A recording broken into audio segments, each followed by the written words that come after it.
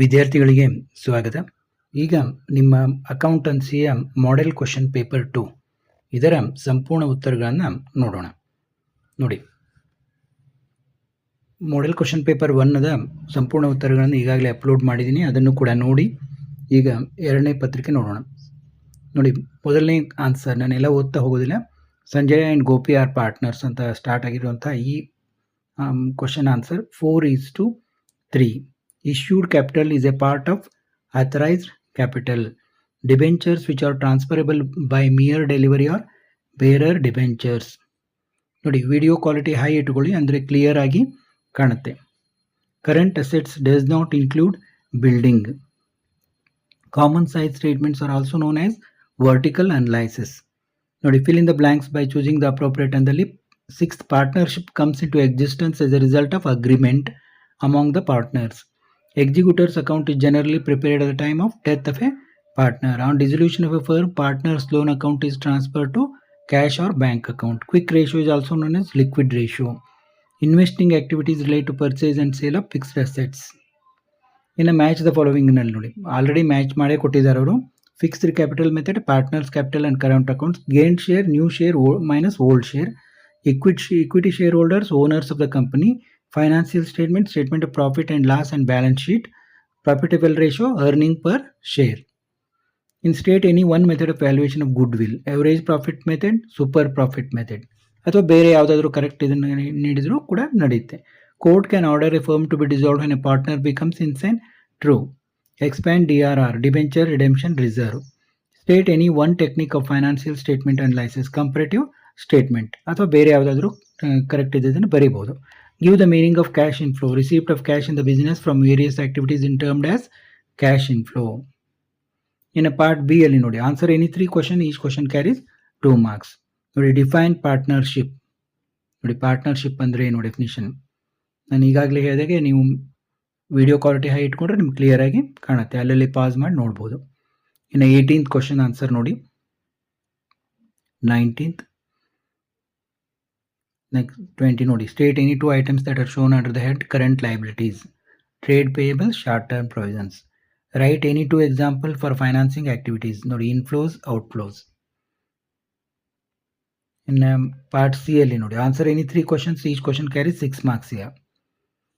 ನೋಡಿ, ಇಲ್ಲಿ any 3 ಬರೀಬೇಕು, each question 6 marks ಇರುತ್ತೆ. ನೋಡಿ, 22nd question ನೋಡಿ, prepare profit and loss appropriation account for the year ಅಂತ ಒಂದು ಇದನ್ನು ಕೊಟ್ಟಿದ್ದಾರೆ. ಯಾವ ರೀತಿ ಅದನ್ನು ಪ್ರಿಪೇರ್ ಮಾಡಿದ್ದಾರೆ ಅನ್ನೋದನ್ನ ನೀವು ನೋಡ್ತಾ ಹೋಗ್ಬೋದು.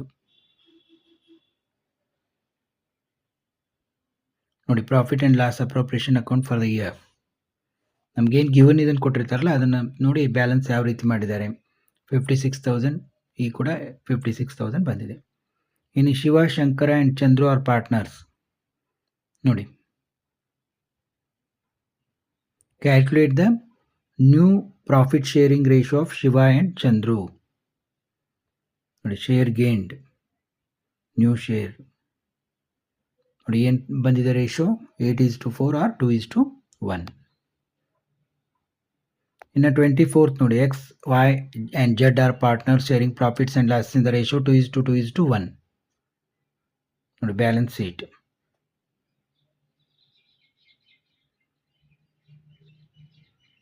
ಇಲ್ಲಿ ನೋಡಿ, A B C D E ಅಂತ 4 ಇವೆ.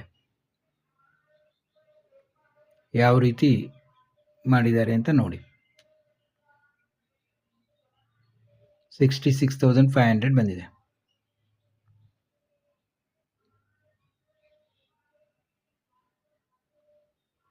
ನೋಡಿ, balance sheet, the balance sheet of the firm. Prepare X capital account ಅಂದಿದ್ದಾರೆ.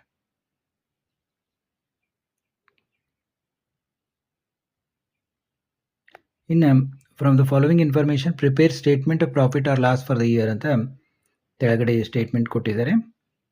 ಇದನ್ನು ನೋಡಿಕೊಂಡು ಪ್ರಿಪೇರ್ ಯಾವ ರೀತಿ ಮಾಡಿದ್ದಾರೆ ಅಂತ ನೋಡಿ. Statement of profit and loss. ಇನ್ನು 26 ನೋಡಿ, ABC ಲಿಮಿಟೆಡ್. ನೋಡಿ, compute cash flow from operating activities by indirect method. 26th. ನೋಡಿ cash flow from operating activities 4,25,000 ಬಂತು. ಇನ್ನು ಪಾರ್ಟ್ ಡಿ ಅಲ್ಲಿ answer any 3 question each query carries here 12 marks. 27 question ನೋಡಿ, balance sheet ಯಾವ ರೀತಿ ಇದೆ ಅಂತ ನೋಡ್ಕೊಳ್ಳಿ. ಆಮೇಲೆ ಇಲ್ಲಿ ಏನೇನು ಕೇಳ್ತಾ ಇದ್ದಾರೆ ನೋಡಿ, ABCDE ಕೊಟ್ಟಿದ್ದಾರೆ. Prepare revaluation account, partners capital accounts and new balance sheet of A firm. ಇಲ್ಲಿ ರಿವ್ಯಾಲ್ಯೂಯೇಷನ್ ಅಕೌಂಟ್ ಯಾವ ರೀತಿ ಪ್ರಿಪೇರ್ ಮಾಡಿದ್ದಾರೆ ನೋಡಿ. ಎರಡು ಕಡೆ 22,500 22,500 ಬಂತು. ಇನ್ನು ಪಾರ್ಟ್ನರ್ಸ್ ಕ್ಯಾಪಿಟಲ್ ಅಕೌಂಟ್ ಯಾವ ರೀತಿ ಪ್ರಿಪೇರ್ ಮಾಡಿದ್ದಾರೆ, ನ್ಯೂ ಬ್ಯಾಲೆನ್ಸ್ ಶೀಟ್. ಇನ್ನು 28th ಕ್ವಶನ್ ನೋಡಿ, Anoop and Sumit are equal partners in a firm. Balance sheet ನೋಡ್ಕೊಳ್ಳಿ. ನೋಡಿ ಇಲ್ಲಿ ಏನೇನು ಕಂಡೀಷನ್ ಇದ್ದಾವೆ. ಇಲ್ಲೂ ಕೂಡ ಪ್ರಿಪೇರ್ ಮಾಡೋದು realisation account, partners capital account and cash account. ನೋಡಿ ಇಲ್ಲೇನು furniture taken by Anoop, investment was taken by Sunoop, dissolution expenses, all the liabilities, ಇದೆಲ್ಲ ನೀವು ಕರೆಕ್ಟಾಗಿ ನೋಡಿಕೊಂಡು ಇಲ್ಲಿ ಇದನ್ನು ತಯಾರು ಮಾಡಬೇಕು. Realisation account.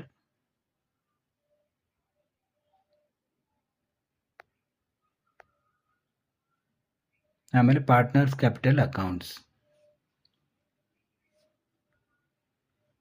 Cash account. Next 29th Konica company limited. Pass the necessary journal entries for issue, forfeiture and reissue of shares. ನೋಡಿ journal entries in the books.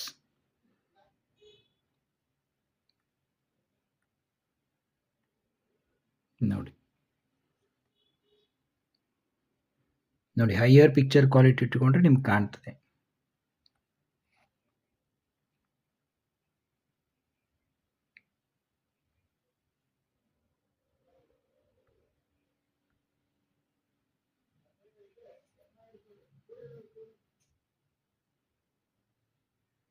ಇನ್ನು pass necessary journal entries at the time of redemption of debentures in each of the following.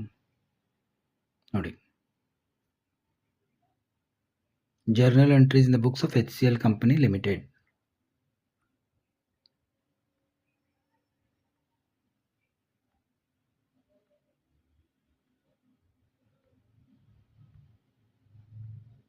Next, from the following information, prepare common size balance sheet of Reliance Company Limited. ನೋಡಿ equity and liabilities, assets. ನೋಡಿ common size balance sheet of Reliance Company Limited.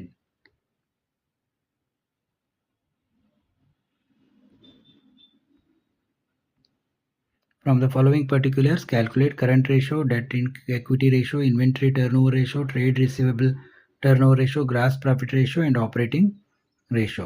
ನೋಡಿ ಏನು particulars ಕೊಟ್ಟಿದ್ದಾರೆ ಅದನ್ನು ನೋಡ್ಕೊಂಡು ಅವನ್ನೆಲ್ಲ ಕಂಡುಹಿಡಬೇಕು ನಾವು. First ಈ ಕರೆಂಟ್ ರೇಷೋ, ಆಮೇಲೆ ಡೆಪ್ಟ್ equity ratio, inventory turnover ratio, trade receivable turnover ratio, gross profit ratio and operating ratio. ನೋಡಿ ಇಲ್ಲಿಗೆ ನಾವು ನಿಮ್ಮ ಅಕೌಂಟೆನ್ಸಿಯ ಮಾಡೆಲ್ ಪೇಪರ್ 2ನ ಸಂಪೂರ್ಣ ಉತ್ತರ ನೋಡಿದ್ವಿ. ಇದೇ ರೀತಿ 3rd ಕ್ವಶನ್ ಪೇಪರ್ ಕೂಡ ನೋಡೋಣ.